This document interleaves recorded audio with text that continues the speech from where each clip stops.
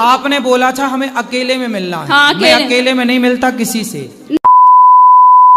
शास्त्रों में भगवत श्रीमद् भगवत में कहा गया है, आप जब गुरु के सानिध्य में बैठोगे, गुरु के आचरण को, गुरु के व्यवहार को देखोगे, तभी जब गुरु की शरण में बेटा बैठने लग जाओगे ना, तो अपने आप बहुत सारे ये जो सवाल लिए बैठी हो, ये अपने आप क्लियर हो जाएंगे। तो बताइए, हम आपसे मिलना चाह रहे, तो बताइए आप इग्नोर क्यों किए?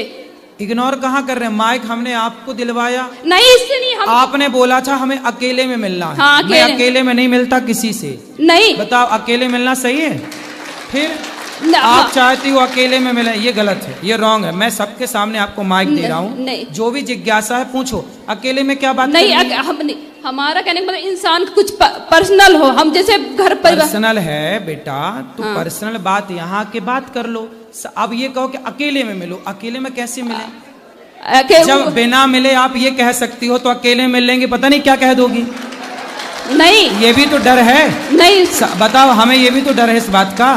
बिल्कुल सही बोल रहे, बिल्कुल सही बोल रहे, बिल्कुल सही बोल रहे।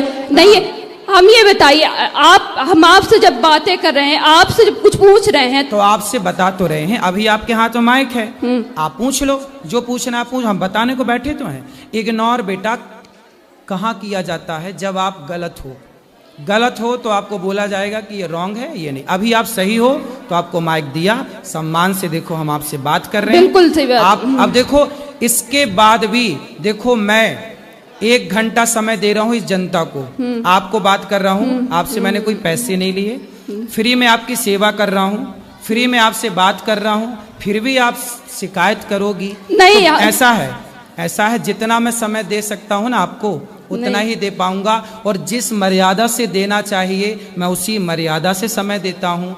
आपकी मनमानी तरीके से मैं आपको समय नहीं दे पाऊंगा। नहीं, बताओ अकेले मिलना सही है?